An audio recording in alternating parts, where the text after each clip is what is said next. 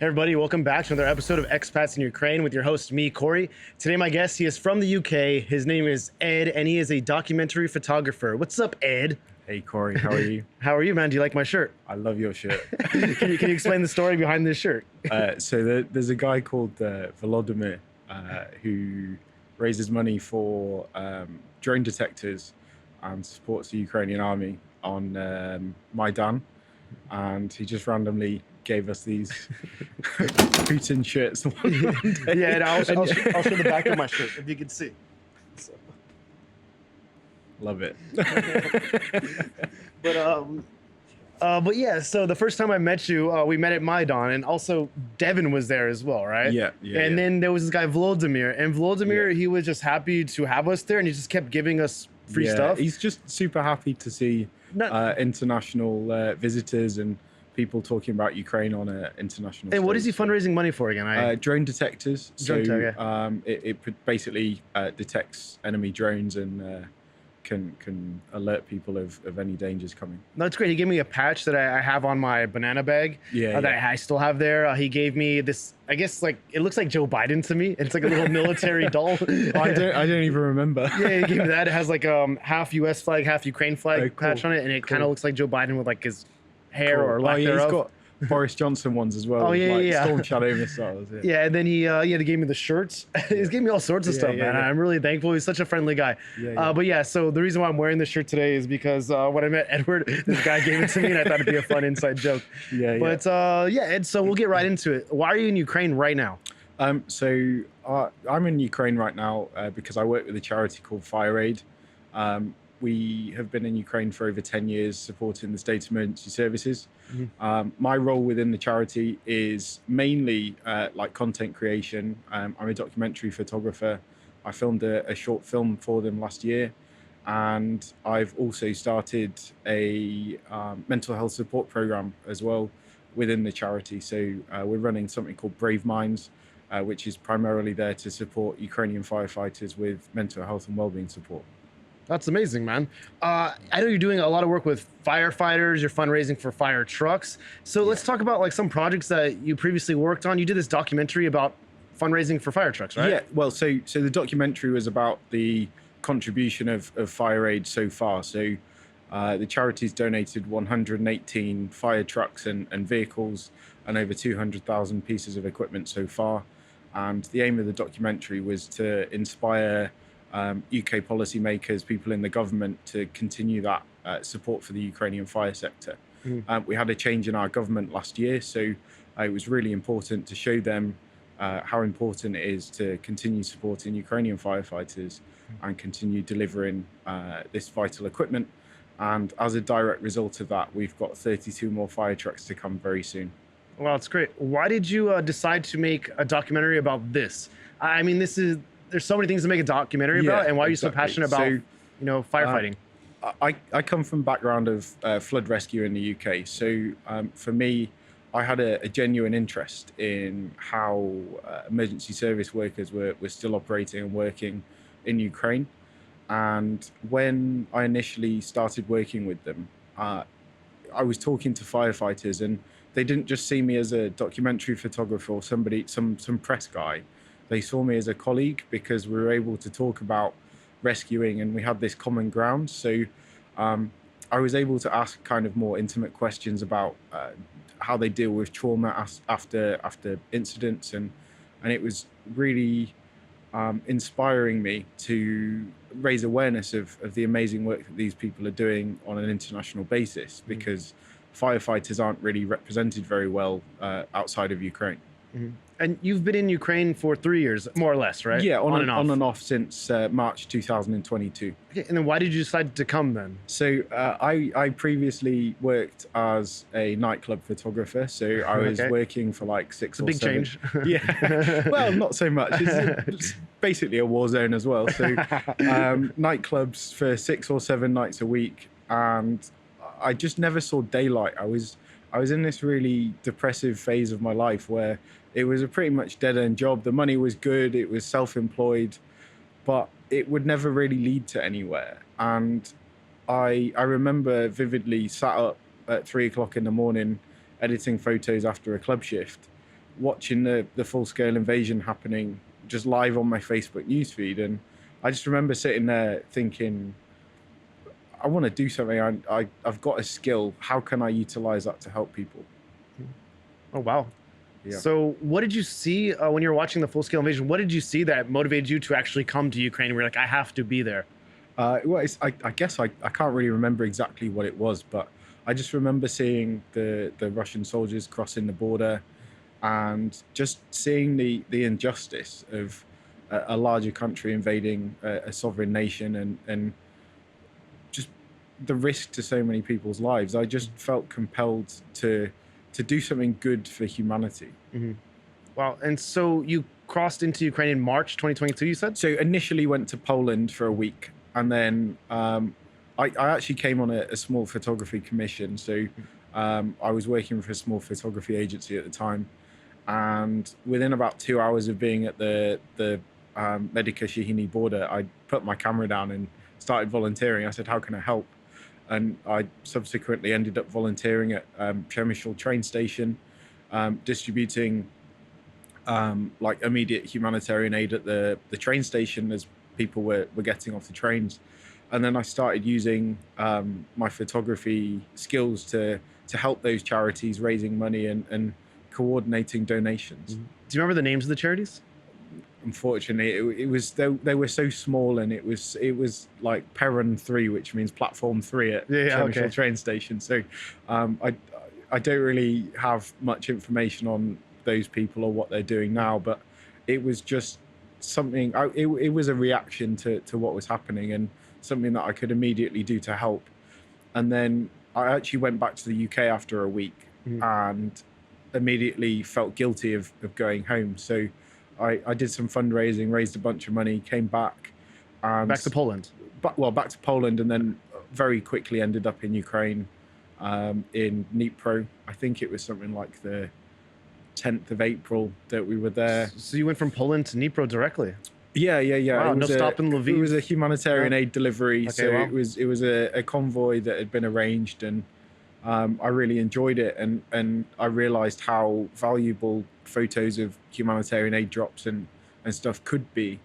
And then I ended up working with other charities doing humanitarian evacuations, deliveries, and just grew from there. And I can categorically say that my content directly helped raise literally tens of thousands of pounds, which is really amazing, really valuable. Oh, nice, man. I mean, so before you came to Ukraine, you were just watching the news, and maybe you were talking to people that left the country because you were working for this organization like in Przemysl. And then you came to Dnipro and you saw the reality. What was the biggest difference that you can see? It was quite, we didn't really have time to stop and think. On the way there, we did have a brief stopover in Kyiv, but we just had lunch here and to regroup in the convoy. And it was my first experience of war. There was still burnt out Russian tanks on the edge of Kyiv. We heard a ballistic missile and Russian aviation over East Ukraine. Were you scared? Yeah, I think being scared is a completely rational and important thing in these situations, because having fear of death is a method of self-preservation. So being scared is completely normal. If you're not scared, I'd be worried, if that makes sense. Yeah. Okay, so you were here for how long before you decided to spend your time, working with firefighters? So I actually started working with Fire Aid in April last year, so April 24. Right. But I'd started independently documenting the donations of fire trucks in November, December 22. So I spent some time in Kyiv at a fire station in December 2022 when things were still pretty bad in that area. What is the typical day in a Kharkiv fire station? Because I know there's a lot of attacks typically in this Kharkiv region. Yeah. What is a typical day like? So the fire station I was at was actually pretty quiet for where it was. They were dealing with a lot of wildfires, lots of grass fires, which are made a lot worse by unexploded ordnance, artillery, rockets, drones. So when the ground is quite dry, they can just get these really uncontrollable fires, and they are quite physically demanding on Ukrainian firefighters. And then if you start adding double tap attacks into the mix, if you start adding mines, it just makes their job so much more dangerous, and you just realize the perils that they have to face every day. Mm-hmm. So you were tagging along with them when they were putting out fires and all that, right? Yeah. So what was that like? There's this really interesting buzz as you're in a fire truck going on blue lights to just whatever the fire is, whatever caused it, doesn't really matter. In that moment, you've just got this really massive adrenaline buzz. You're really kind of excited. It sounds really silly, but it's a really interesting feeling. And then you get there, and the gravity of the situation kind of hits you, and you go into this really serious, focused work mode, and you try and show as much of the scene as possible, show why the fire started, show the emotions of the firefighters, and the outcome is to try and show the injustice, show the real need for supporting these guys. Mm-hmm. And the whole time you're just filming, right? Yeah, and photos. So okay, I'm capturing photos and video now.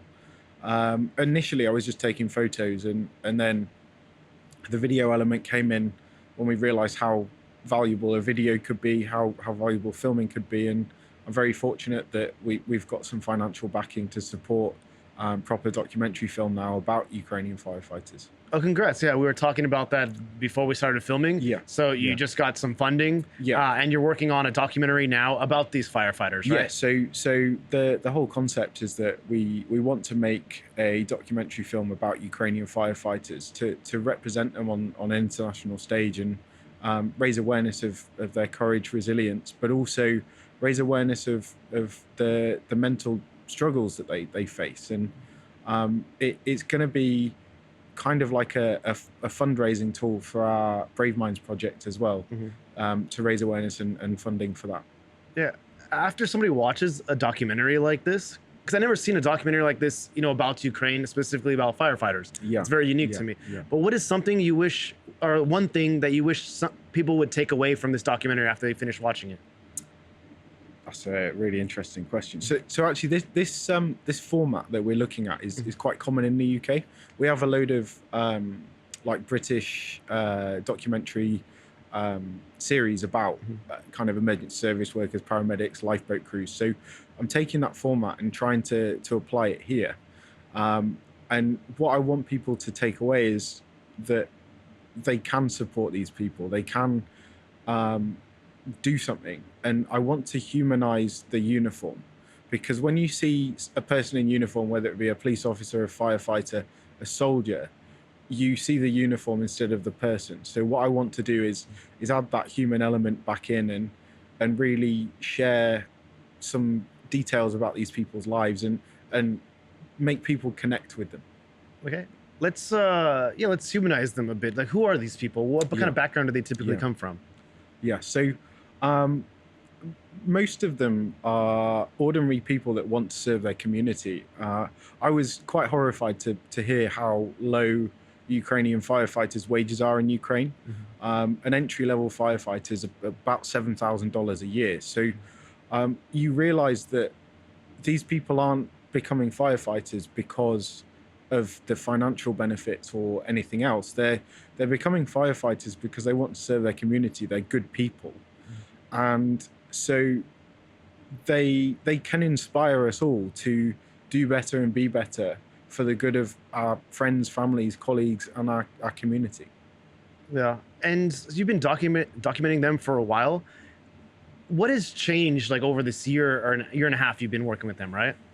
Have you noticed, like, an evolution about how they do their work, or how they cope with what's going on? Yeah. So I mean, it's quite difficult to judge whether there's been a change at all, because I'm constantly working with new people, different regions, different firefighters. In Lviv, the firefighters have a very different experience to firefighters in Kyiv sometimes, but I am aware that they sometimes rotate in certain areas just to give people a break. But one of the main things is just this underlying tone of resilience, how strong these people are, because one week it could be quite quiet and the next week they could have multiple drone attacks or rocket attacks, or they could have just a week of endless wildfires. So they could just be really busy, and they don't just work 9 to 5 Monday to Friday.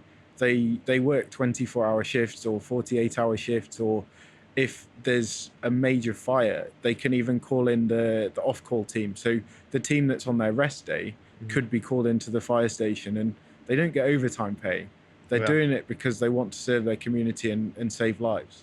Yeah, that's great. And you do some work with DSNS too, right? That is DS. Yeah, okay. Because I thought they were first responders, DSNS. So DSNS is the State Emergency Services. Oh, okay, right on. So I know that whenever there's like a big attack somewhere, I see that DSNS is, always there. Have you been to one of these attacks where, you're one of the first responders documenting this? I haven't been to an attack, like a major attack directly with them. Sometimes you can't predict these things. So obviously I wish I could have been to some of these things to get some content, because it would have been really great to film and to get the stories about the responders. I was at Okhmadit Children's Hospital attack on the 8th of July last year in an independent capacity. And then we did manage to interview some firefighters that were there and film like a reconstructed response of how they went. And so we were able to link that. And the story of this guy was really fascinating. He was born in Luhansk and very sadly had to leave his home and move to Hostomel. And then in 2022, he was one of the first firefighters dealing with the attacks on Hostomel. And then he moved into Kyiv, and then he was responding to Okhmadit Children's Hospital, which was obviously another traumatic incident. So these firefighters are really exposed to some really horrific things, and I'm just doing what I can to tell their stories and raise awareness of this.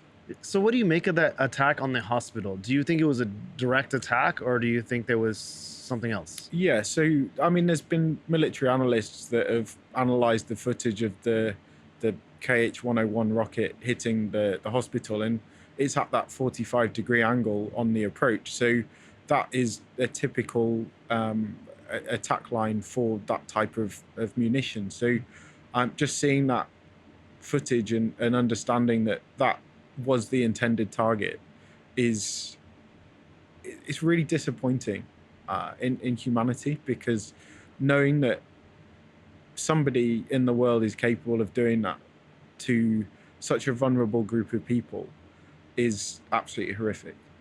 I think a lot of people, I guess they get lost on this, that it's not like a robot shooting these rockets. There's actually somebody there, one person that is somebody's loaded that. Somebody made it. Somebody has loaded that onto a plane or into a delivery system. Somebody has pushed that button. Yeah. Somebody set the coordinates. Exactly. And somebody gave the order to do that. And just knowing that there was people who made those decisions, it's just beyond belief. Yeah. And I don't know if you had many experiences, with Ukrainian or Russian people when you were in the UK prior to the war, but how has your opinion of Russian people changed since you've come to Ukraine? I find it very difficult to trust somebody of Russian nationality, no matter how good or bad they may appear. You don't know how deep their history of brainwashing is. You don't know what their motivation is. And I have the reason why I'm not a photojournalist is because I chose to take a side of Ukraine, and I call myself a documentary photographer now because I chose to take the side of Ukrainian people. And I trust most Ukrainian people with my life. I would never say the same about a Russian person. Do you think there's such thing as a good Russian? A good Russian is a Russian that has denounced their citizenship. A good Russian is no longer a Russian. That's kind of like it's like a paradox. I don't think the whole ideology and way that that the Russian system works, it's impossible to have good people come out of that system. A good person that's come out of that system has become a citizen of somewhere else. Yeah. They would denounce their Russian citizenship. They wouldn't be proud to be Russian.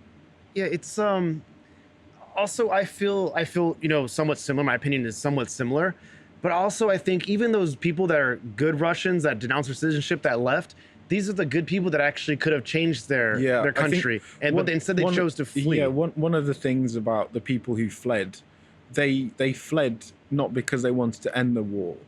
They fled because they were scared of being dragged into it. And what they should have done is stood up and had a voice against it, become the opposition, and started acting. Because one of the biggest problems in countries where there is a dictatorship, if all of the intelligent people leave because they want to preserve their life, the people who are left can't change power, can't overthrow the power.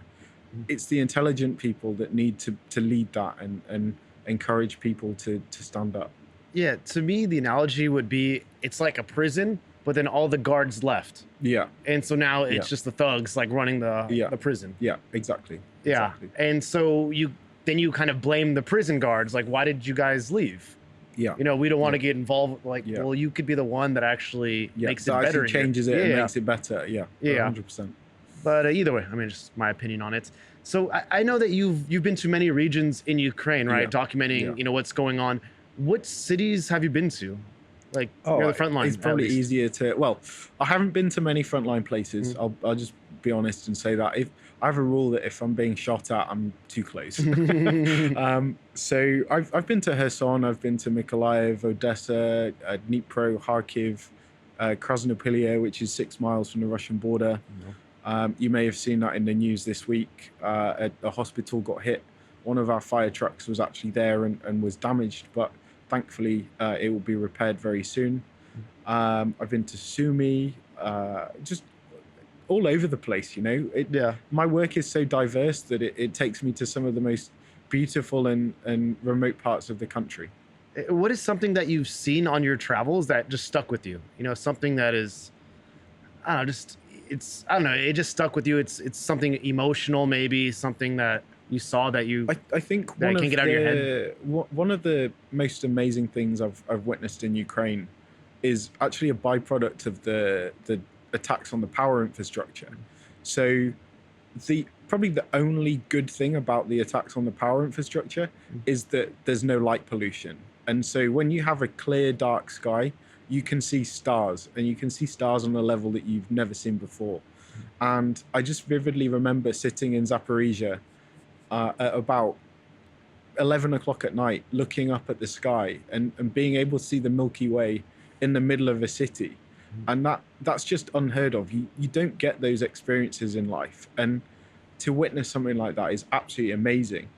And I would have enjoyed it for a lot longer had it not have been for the S-300 rocket that arrived about 5 minutes later. Oh. So it just shows that whilst something can be so beautiful, danger is just around the corner. Yeah, no, it's true. And, coincidentally, I was with Devin last night. We were walking near the Olimpiska area. And then he was looking at the sky and he goes, wow, look how bright the stars are. Yeah. There's not a lot of, even in Kyiv, there's not a lot of light pollution. Yeah. And it reminded me, and then he was talking about when he was like on the eastern side, he's like, you can see like the Milky Way. It's absolutely stunning. And it reminded me of, so I'm from LA, there's a lot of light pollution. I was doing this trip across the US. I ended up in Lenora, Kansas, which is like some small village whom this girl I went to high school with lives there now. Anyway, so I was staying with her and her family.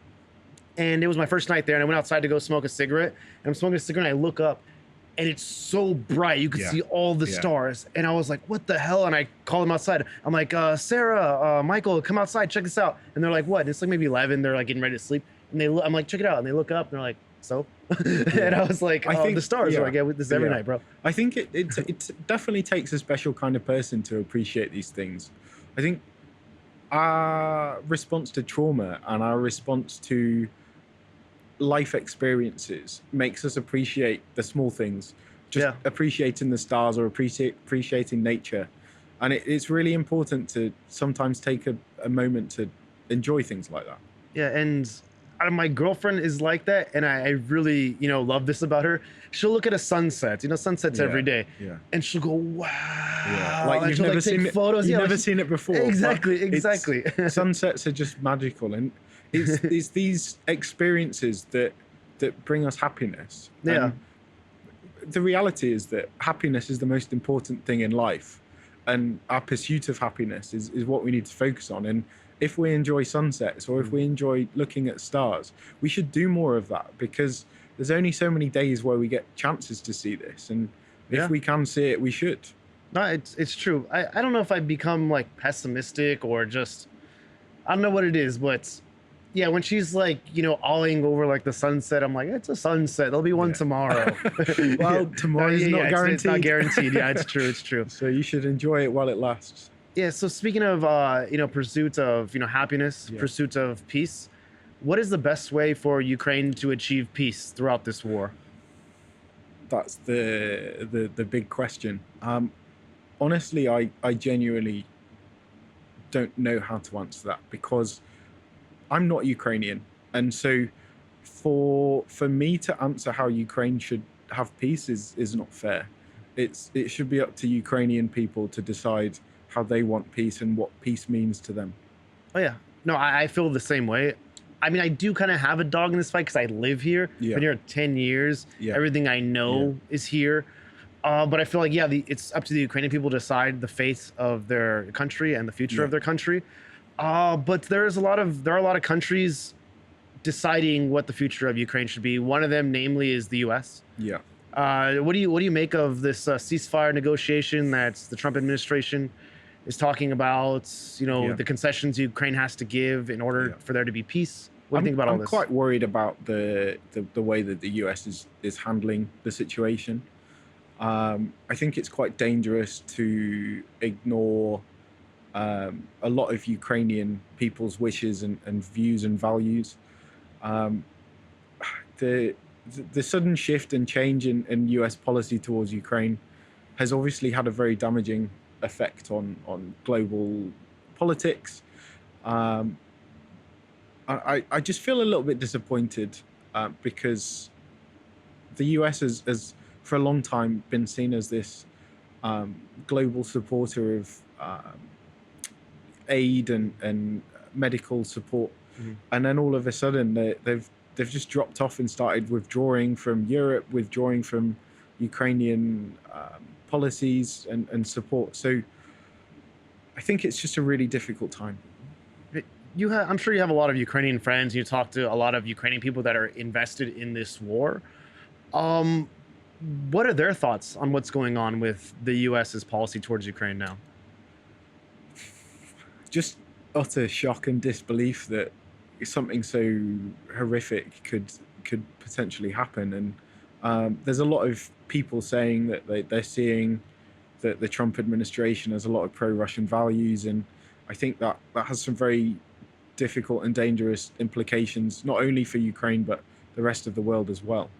Yeah, I was talking with a previous guest, Jeremy, and he works at Kyiv Post. He's a reporter, editor there, and we were talking about U.S.-Ukraine relations and just the Trump administration in general, about how they're threatening all of their allies. Threatening to invade Canada, make it the 51st state. Take over the Panama Canal, annex Greenland. Make Ukraine concede their territories in order for there to be peace. But nothing bad about Russia.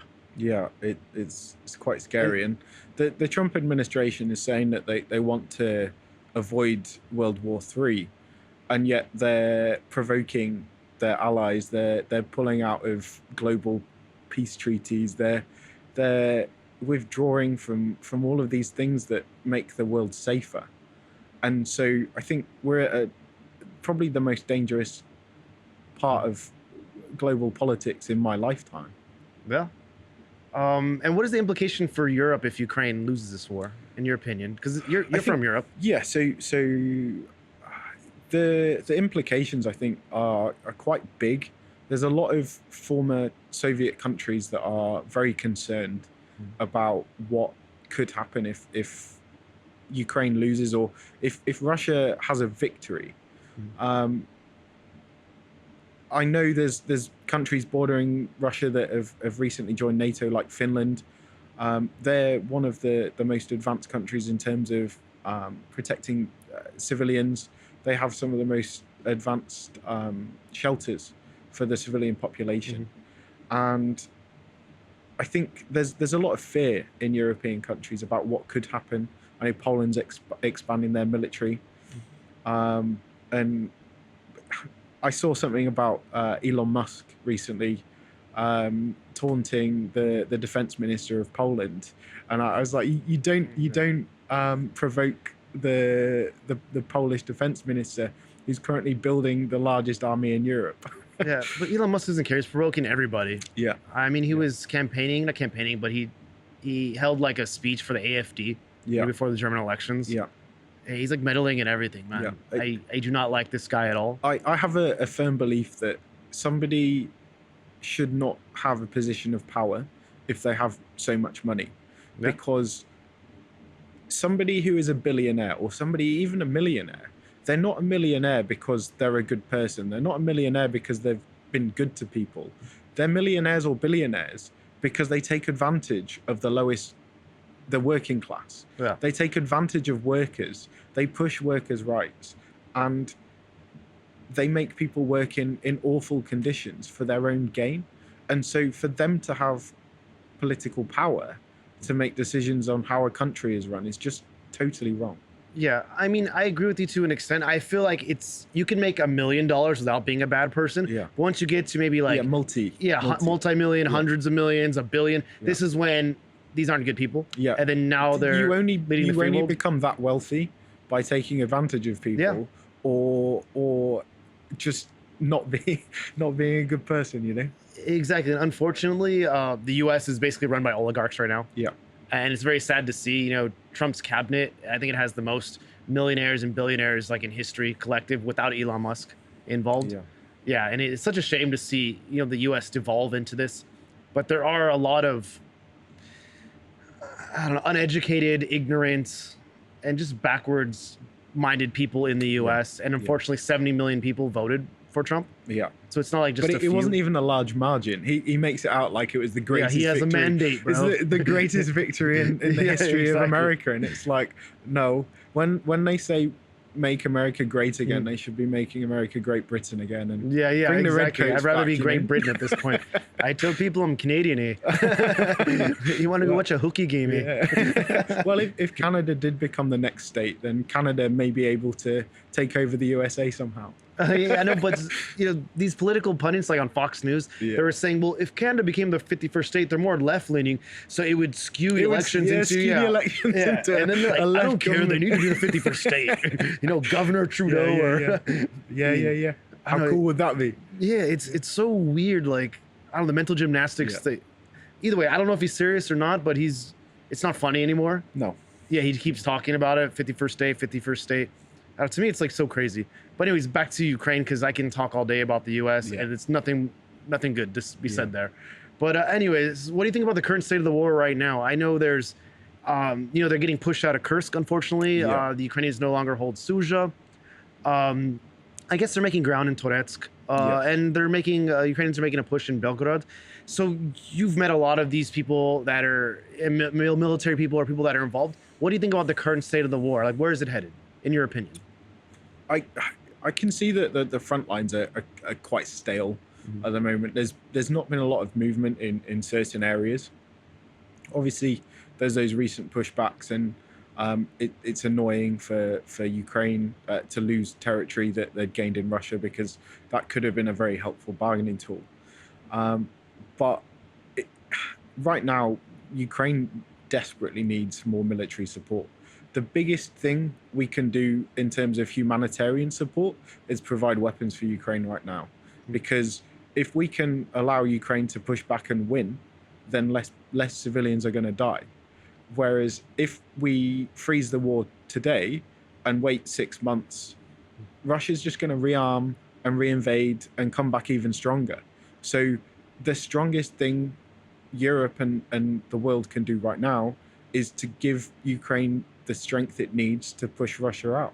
Yeah, I feel like a lot of people don't understand this. A ceasefire would just benefit Russia. Because this is what they did. They took over Donbass in Crimea in 2014. Whatever static lines, Minsk 1, Minsk 2, but every ceasefire they've had, Russia has always used it to rearm and come back. Yeah, and they've always violated it. But then they use it as an advantageous position now because they're closer. And so they take more land. Okay, like pause, rearm, regroup, more lands. And this is basically, history. Do you want it to repeat again? Or should we just arm Ukraine properly in order for them to kick the invaders out? Exactly. That's just what we need to do. Yeah, and then I believe I saw an article saying that Putin is telling Ukrainians that live in Russian-occupied areas that they have till September 10th to leave. I've not seen that. Yeah, I just saw an article saying people that live in Ukrainians that live in Russian-occupied Ukraine, they have by September 10th to leave, or else. I don't know what else is. Yeah. But I think this means they have to get like a Russian passport at this point. And and if they do that, then I know they've been drafting people from those regions. So it's just inhumane and this is what the Russians are capable of. I mean, you saw what happened in Bucha and Irpin. I believe you were in like Hostomel recently, right? We were there yesterday. So my friend Chris and I went to visit the location of the Shahed attack, and it was complete residential property, and just to see the destruction that they're doing to civilians and just the civilian population every day. These drone attacks happen every day in Kyiv. They happen every day across the front lines, and they're not targeting military infrastructure. They're targeting civilians and minding their own business at home. The only thing that meant that the residents of this property survived was he went outside for a cigarette, and he just happened to be stood in the right place not to get hit. And so why are they doing this? Why are they so evil? I just can't comprehend how horrific somebody's life must be to make somebody else's life this bad. It's basically terrorism. They're like akin 100%. To ISIS at this point. Yeah. I mean, especially I wish more people around the world would speak up and use that word. This is terrorism, and if a car bomb was to go off in London, or if a car bomb was to go off somewhere, it would be terrorism. But a Shahed has the same effect as a car bomb, but it's not terrorism. How does that work? Yeah, exactly. Slamming into like a residential building. I know, to me, it makes me sick, because I remember I was in Lviv the same day that there was an attack on this residential building. And this is when that guy he stepped outside for something, maybe a smoke or to get groceries. I don't remember the details. But his wife and 3 kids were in the apartments. And just in a blink of an eye, he lost his whole family. Yeah. And this is not the first time I heard a story like this. There was a story, I believe it was in Zaporizhia or Dnipro. There was an attack on the building. The husband survived. He lost his wife and kid. And then he decided to join the military. And then after some months or a year, he ended up dying as well.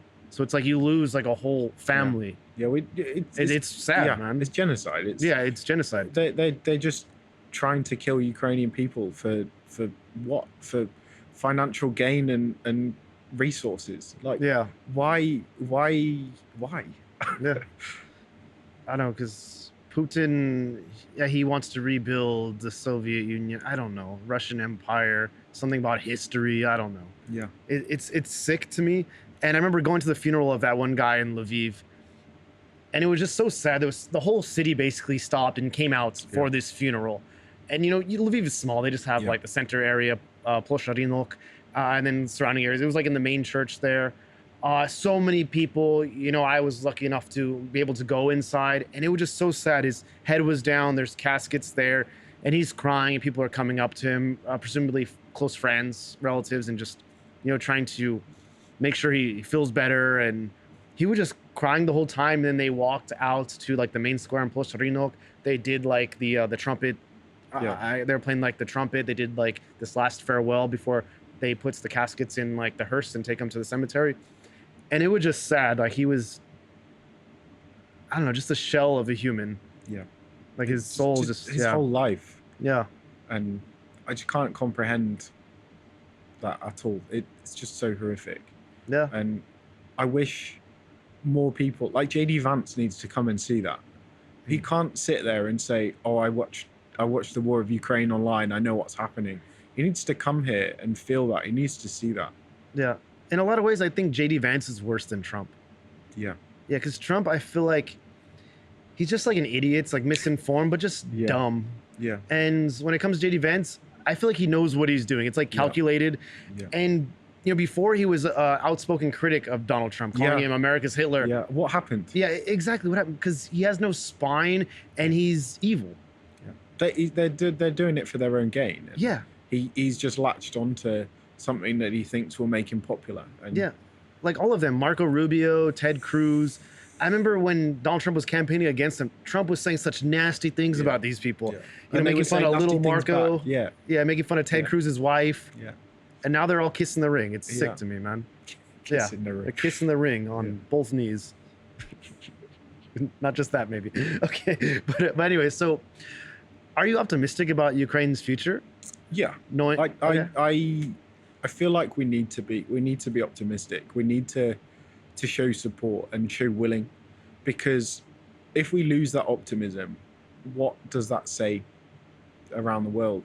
We need to be optimistic, and we need to stand with Ukrainian people and say, look, we're here. We want to see a bright Ukraine. We want to see a Ukrainian Crimea. We want to see Donetsk under a Ukrainian flag again.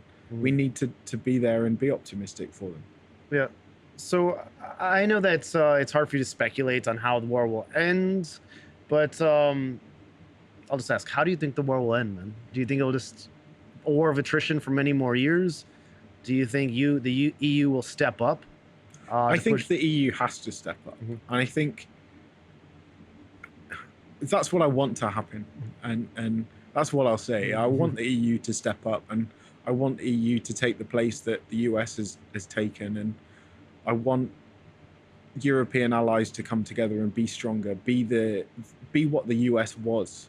And I want that to be how the war ends. The war needs to end with a strong Europe, a strong Ukraine, and hopefully a Russia that's being dismantled, so Russia can become independent states. And because Russia is full of so many different cultures that have been suppressed, and all they want to do is suppress culture and take over land and do things for financial gain. So we need to open up that. No one country has the right to have 11% of the world's landmass. Yeah. It needs to be dismantled, and it needs to be dismantled in a way that they're supported and they're not angry, because anger leads to war, anger leads to greed. We need to dismantle Russia. The Russian state has no right to exist anymore. Yeah, no, I totally agree. And say Ukraine finally has peace, or whatever semblance of peace it is. The war is over. Doesn't matter on who's sided or whose side won, but the war is over. What will you be doing? I'll probably be here supporting Ukrainian firefighters. Right. So you'll be here for the long run. Yeah. Oh, wow. Ukrainian firefighters. I mean, firefighting even in a country not at war is inherently dangerous and traumatic. If you go to a car accident, bus versus car, I mean, no one in Ukraine wears a seatbelt here. So you've got 90 people who are perhaps deceased. Going as a responder to an incident like that is very traumatic. And so Ukrainian firefighters need emotional support, need welfare support. And at the moment, the system could do with more support. And that's what we're doing as an independent organization. We're here to support Ukrainian firefighters, and that will in turn have a positive impact on the civilian population of Ukraine. If we can improve the well-being and happiness of firefighters, they'll be more motivated to go to work, they'll be more energized to go to work, and they'll be more effective. And so that will help save civilian lives. No, I love your passion about firefighters and firefighting.